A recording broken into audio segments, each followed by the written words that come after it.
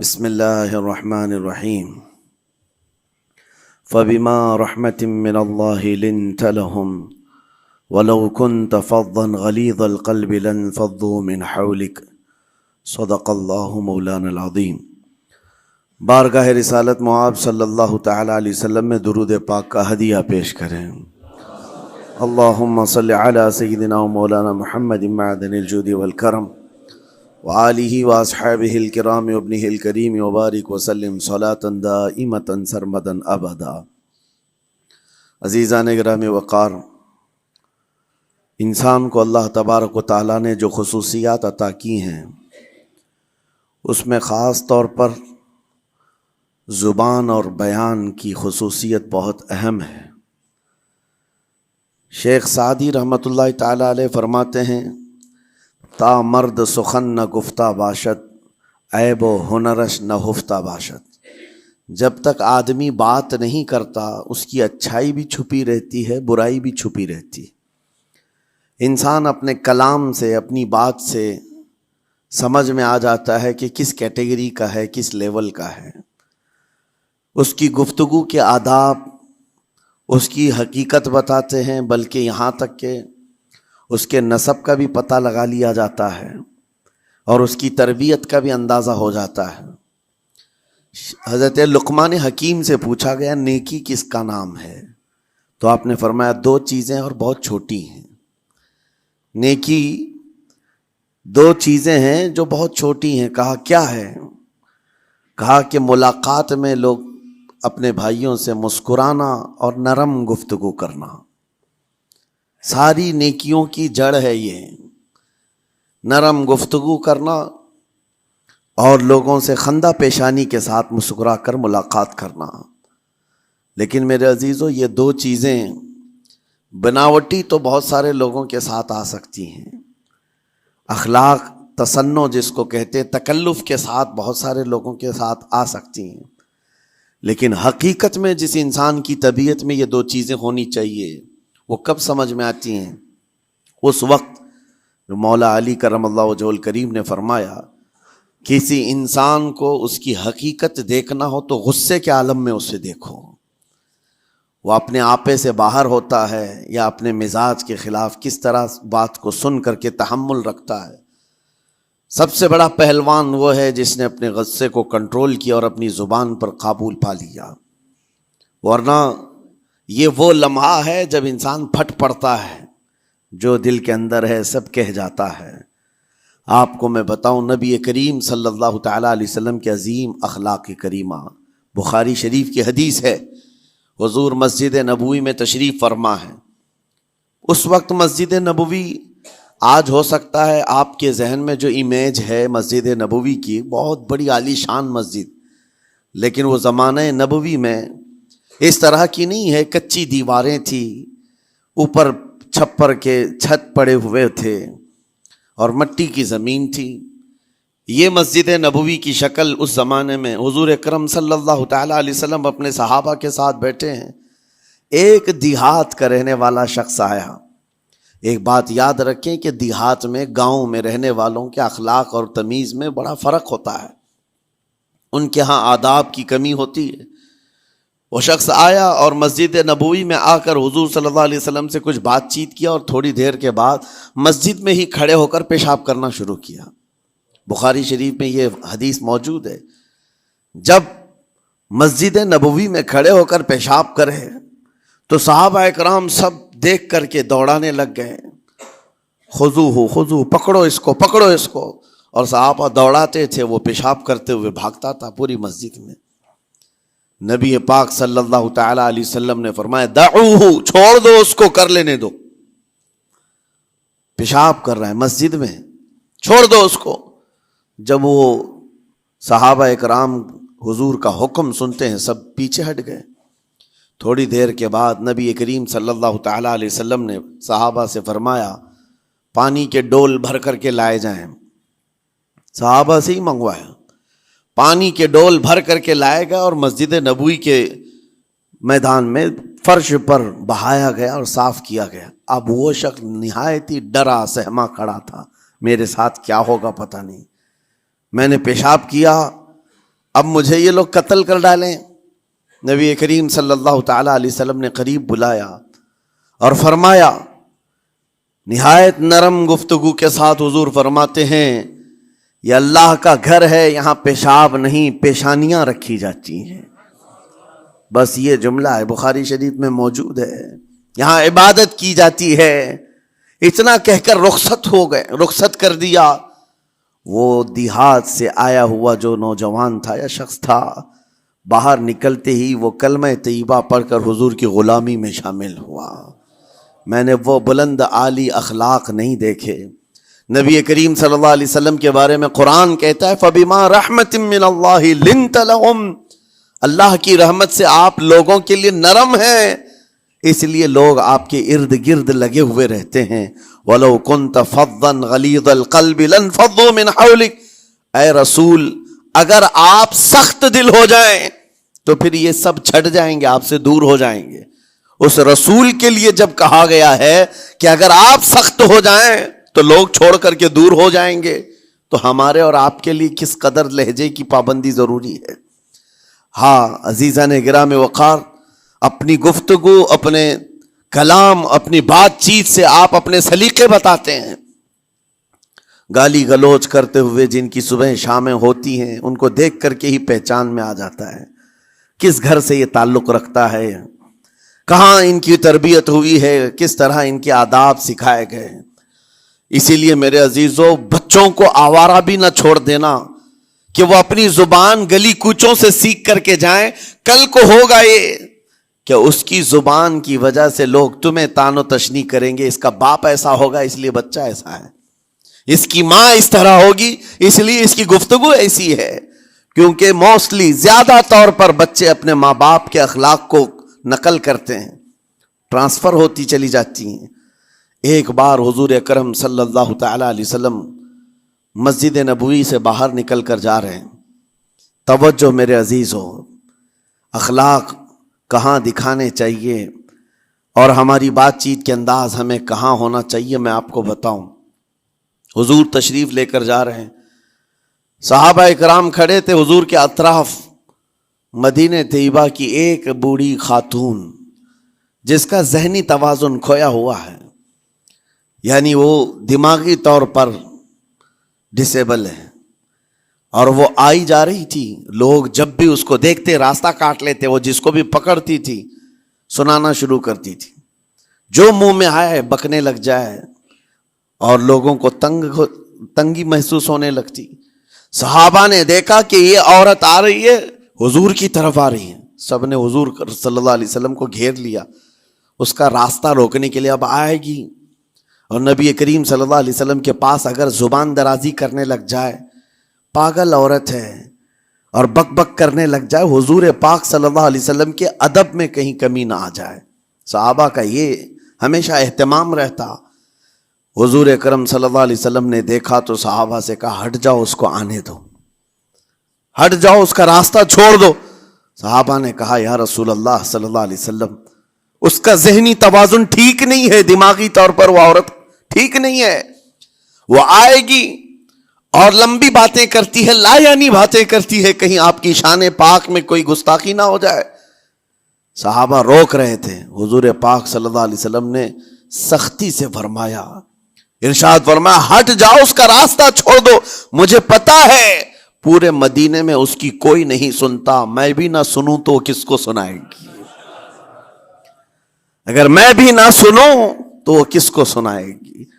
یہ میرے مصطفیٰ کریم صلی اللہ تعالی علیہ وسلم کے دربار عالی جاہ کی وہ بلند اخلاق کریمانہ کی ایک مثال ہے, جس کو خود میرے آقا نے فرمایا, بعثت لأتمم مکارم الاخلاق. عزیزان گرام وقار, لوگوں کے آج حالات ایسے ہیں کہ اچھے لوگوں کے ساتھ اخلاق الگ دکھائے جاتے ہیں, چھوٹے لوگوں کے ساتھ اخلاق الگ دکھائے جاتے ہیں. سٹیٹس کا آدمی ہو تو اس کے ساتھ ملنے کے طریقے الگ ہیں, اور غریب کوئی آ جائے, فقیر کوئی آ جائے تو اس سے ملنے کا انداز الگ ہو جائے. یہ نہ ہو, یہ ہم سب کے لیے نصیحت ہے.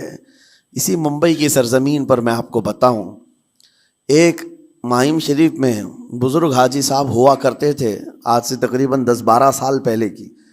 وہ کئی لوگوں سے ایک سوال کرتے تھے پکڑ پکڑ کر کے کہ میرا ایک سوال ہے آپ جواب دیں گے، میرا ایک سوال ہے. کئی علماء سے انہوں نے پوچھا، مجھ سے بھی انہوں نے، جب میں نیا تھا مصر سے پڑھ کر کے آیا تھا، میرے پاس آ کر کہا کافی سالوں سے میرے ذہن میں ایک سوال ہوتا ہے، میں آپ سے بھی پوچھنا چاہتا ہوں. کہا بتائیے کیا ہے؟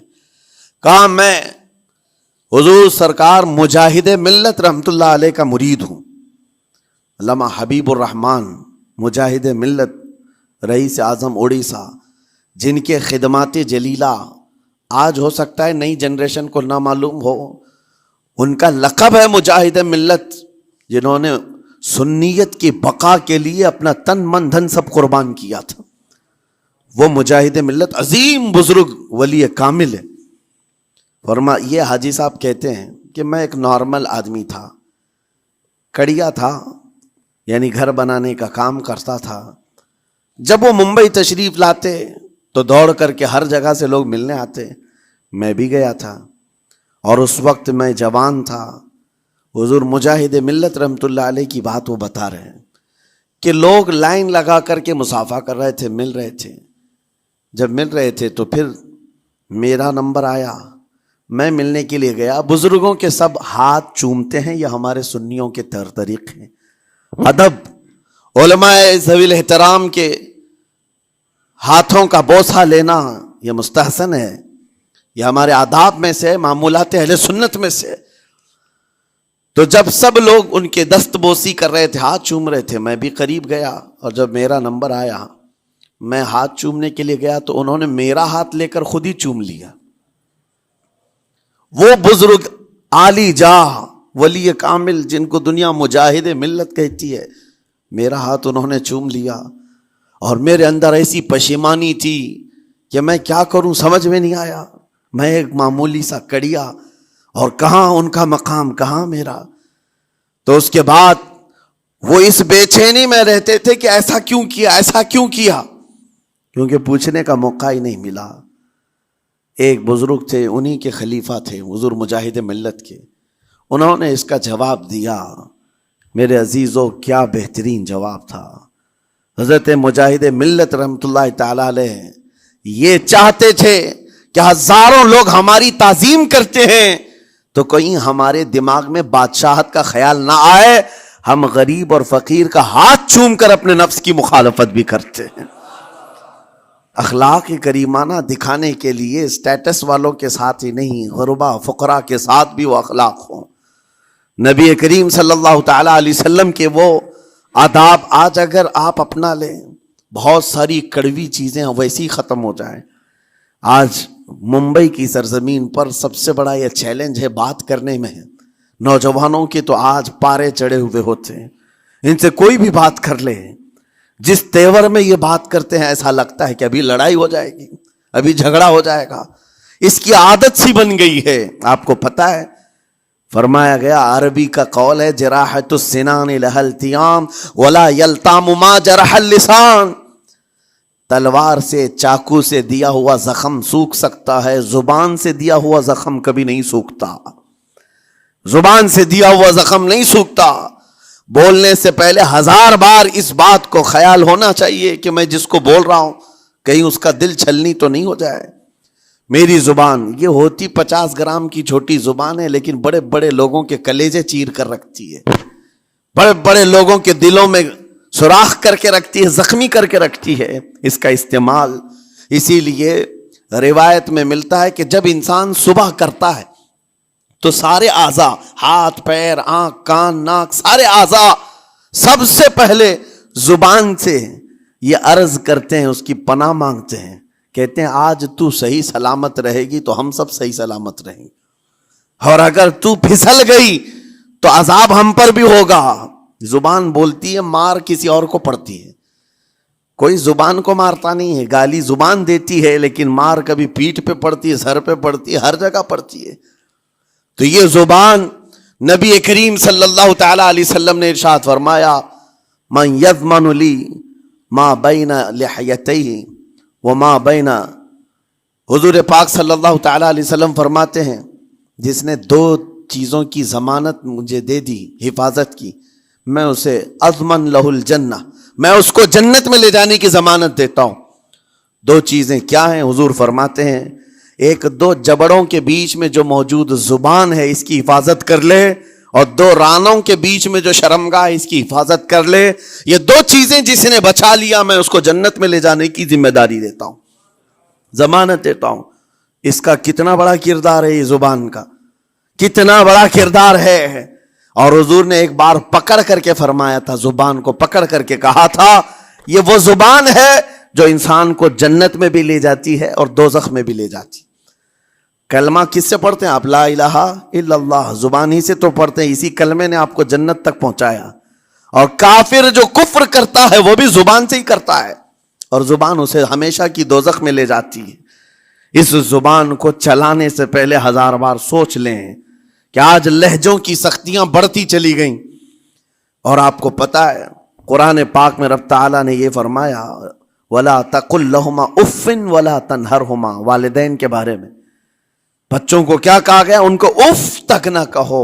لیکن زبان جب کھلتی ہے نا، ماں باپ کے خلاف نوجوانوں کو ہم نے دیکھا ہے گالی گلوچ کرتے ہوئے اور اتنی بری باتیں کہتے ہوئے، معاذ اللہ۔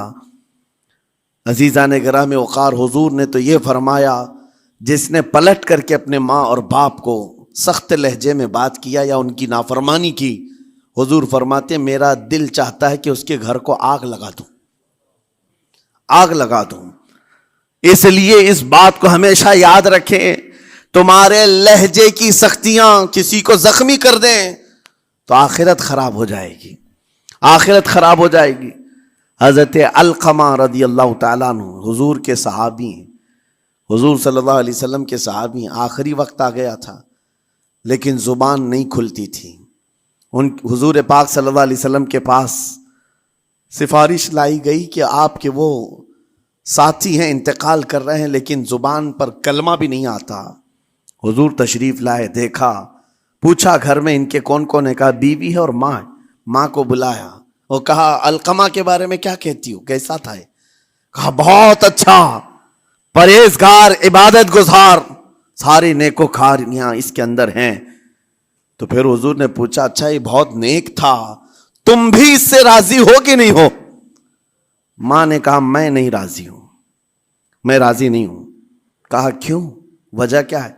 کہا یا رسول اللہ میرا اکلوتا بیٹا، میرا تنہا بیٹا تھا، بڑی محبتوں کے ساتھ اس کو پالا تھا، اور جب میں نے اس کی شادی کی اپنی بیوی کو لایا، اور جب بیوی گھر پر آ گئی تو میری بات کو ہلکے میں لیتا، اپنی بیوی کی بات کو فوقیت دیتا، ترجیح دیتا۔ اور اس وقت غالباً یہ باتیں تھی کہ زبان سے کوئی کلمہ ان کے نکلا ہوگا جو بیوی کی حمایت میں تھی، ماں کو تکلیف پہنچ گئی۔ کہا میرا دل گوارا نہیں کرتا، میں اس سے راضی نہیں ہوں، باقی وہ بہت نیک بندہ ہے، بہت اچھا ہے۔ حضور نے فرمایا دیکھو زندگی کے آخری پڑاؤ پر آ چکا ہے، روح نکلنے کو ہے، معاف کر دو۔ وہ بھی صحابیہ تھی، انہوں نے کہا آقا آپ کا حکم ہے یا مشورہ ہے؟ اگر حکم ہے تو پھر ماننا ہے۔ حضور نے فرمایا نہیں، حکم نہیں، مشورہ ہے۔ کہا مشورہ ہے تو پھر دل نہیں چاہتا، دل نہیں چاہتا۔ حضور نے فرمایا صحابہ سے کہ لکڑیاں جمع کرو، آگ لگاؤ اور انہیں اٹھاؤ، آگ میں ڈال دو۔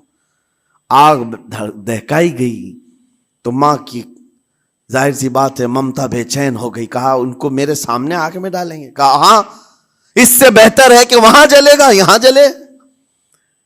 وہ ماں کہتی آقا آپ گواہ ہو جائیں، میں اپنے بیٹے کو معاف کرتی ہوں۔ ادھر معاف کیا، ان کی زبان پر کلمہ طیبہ جاری ہوا۔ میرے عزیزو یہ بتانا مقصود اس لیے ہے کہ زبان سے دیے ہوئے زخم خواہ والدین کو ہو، یہ معمولی نہیں ہوتے۔ ہو سکتا ہے آخری وقت تمہاری زبان بند ہو جائے اور کلمہ طیبہ بھی نہ جاری ہو، زبان کھلنے بھی نہ لگے، یہ حالات آ جائیں گے۔ اس لیے اپنی زبان کا کنٹرول برقرار رکھو، کس سے کیا کہنا ہے۔ ابھی میں اس کا دوسرا پارٹ بھی بتاتا ہوں زبان کے استعمال کا۔ یہ نرمی لہجے کے اندر ہونا بہت ضروری ہے، لیکن کچھ جگہوں پر سختی کی اجازت ہے، لیکن وہ مقامات الگ ہیں۔ نرم لہجہ حضور پاک صلی اللہ تعالیٰ علیہ وسلم کے فرامین میں سے ہے۔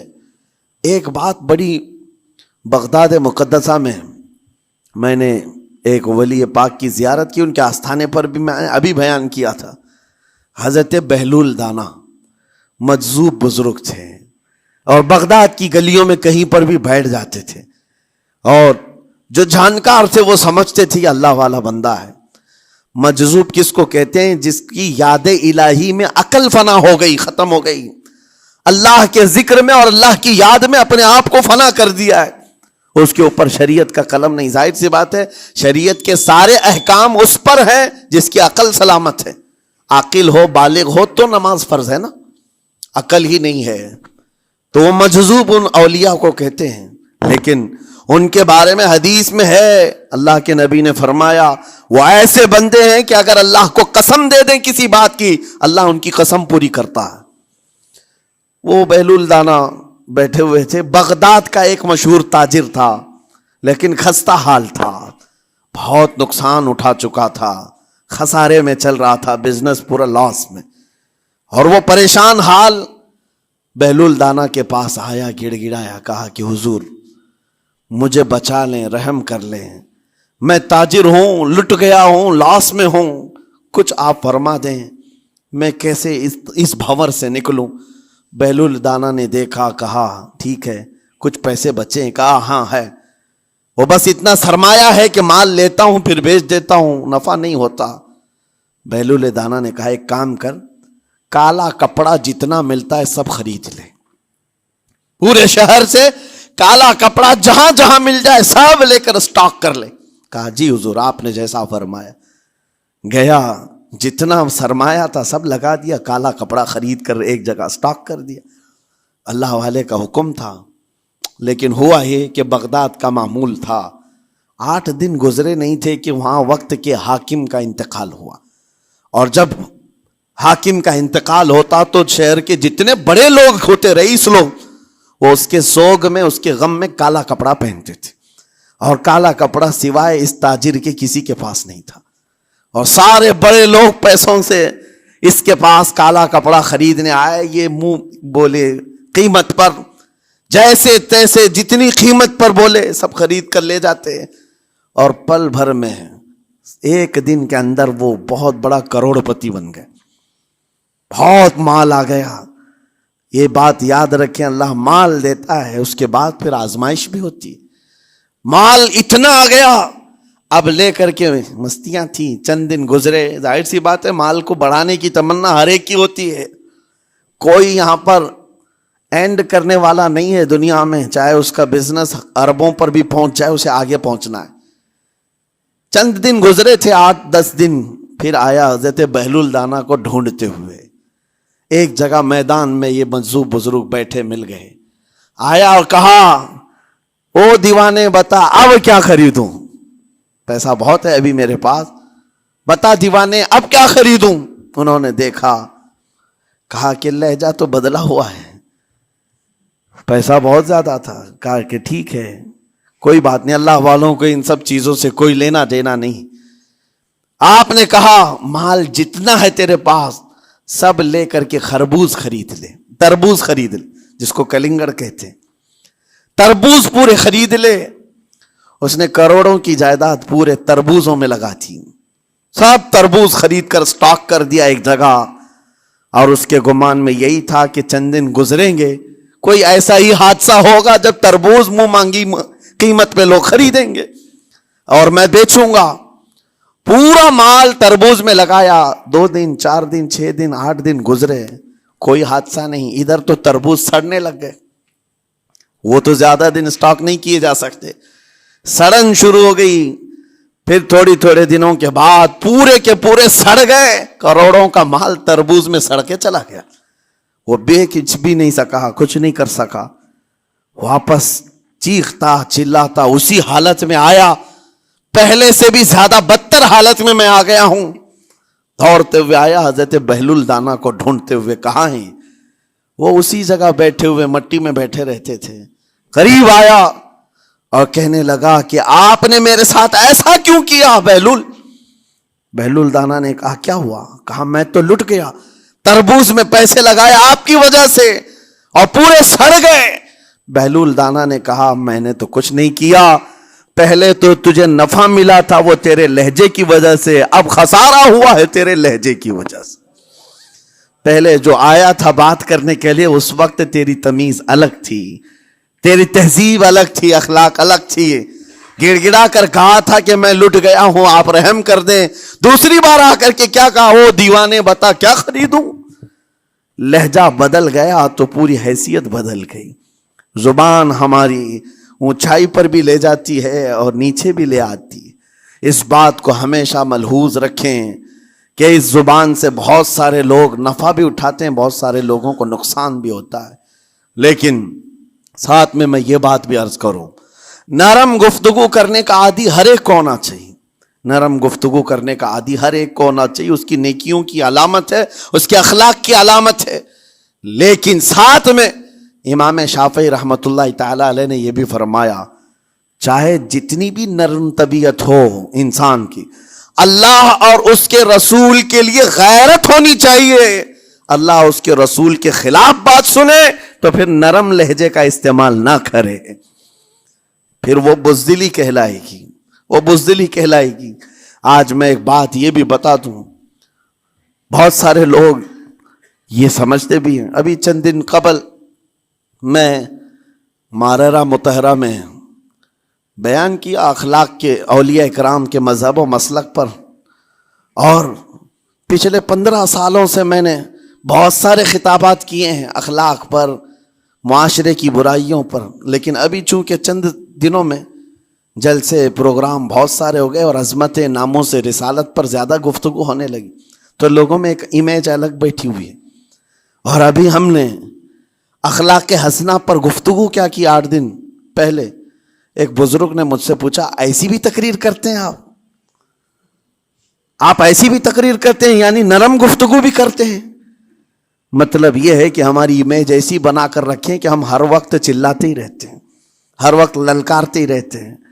میرے عزیزوں، میں یہاں پیغام دینا چاہتا ہوں، ہم قرآن کے اس آیت پر عمل کرنا چاہتے ہیں جو مولا نے فرمایا اشداء علی الکفار رحماء بینہم، مومنین کی شان ہے، صحابہ کی شان ہے، وہ کافروں پر سخت ہوا کرتے ہیں اور مومنوں کے لیے نرم دل ہوا کرتے ہیں۔ زبان کی نرمی ایمان والوں کے لیے ہے، زبان کی نرمی محبت مصطفیٰ کے لیے ہے، عاشقان مصطفیٰ کے لیے ہے، ساتھ میں زبان کی سختی کفار و مشرکین کے لیے ہے، گستاخان رسول کے لیے ہے۔ اور اگر یہ چیز نہیں آئی تو پھر آپ سمجھ لیں نیک اس وقت نہیں کہلائے گا آدمی۔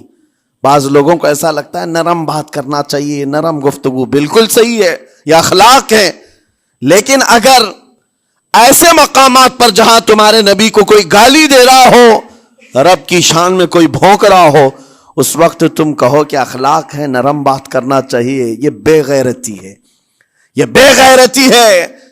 تمہاری بیوی کو اگر تمہارے سامنے کوئی چھو دے اور اس کے بعد تم ہنس کر کے اس سے کہو ٹھیک ہے جائیے صاحب، آپ کو کہا جائے گا بے غیرت آدمی، بے غیرت آدمی ہے۔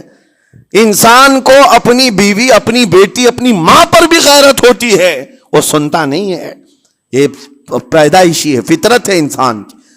اور مومن کی شان یہ ہے، سب سے بڑی غیرت اس کے لیے اللہ اور اس کے رسول کے لیے ہوا کرتی ہے، اللہ اور اس کے رسول کے لیے۔ ماں اور باپ کو گالیاں ایک وقت میں برداشت کر بھی لے جائے، لیکن اللہ اور اس کے رسول کی شان میں وہ ہرگز برداشت نہ کرے، یہ ایمان کی علامتوں میں سے ہے۔ بہرحال میں نے زبان کے دونوں استعمال آپ کو بتائے، سخت لہجے بھی ہیں، نرم لہجے بھی ہیں، لیکن جب آپ کا پالا کسی گستاخ سے نہ پڑے تو ہمیشہ نرم گفتگو کرنے کے عادی بنے۔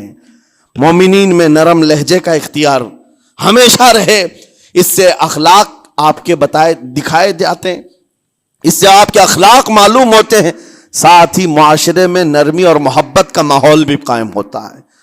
ڈانٹنے کے طریقے بھی میں آپ کو بتاؤں، میرے والد اگرامی فرمایا کرتے تھے، حضور حافظ ملت رحمت اللہ علیہ جو الجامعۃ الاشرفیہ مبارک پور کے بانی ہیں اور بڑے محدث جنہوں نے ایک نہیں ہزاروں عالم پیدا کیے، اس ہندوستان کی بات کر رہا ہوں، حافظ ملت رحمت اللہ علیہ پوری بخاری شریف پڑھاتے تھے، تقریباً 40 سال تک انہوں نے پڑھایا بخاری شریف، میرے والد ان کے شاگرد ہیں، فرماتے ہیں جب وہ بہت زیادہ ناراض ہو جاتے کسی سے، ڈانٹنا ہوتا، ہر استاد بچے کو ڈانٹتا ہے، کبھی کچھ بچہ نافرمانی کر جائے یا مزاج کے خلاف بات کرے تو استاد ڈانٹتا ہے.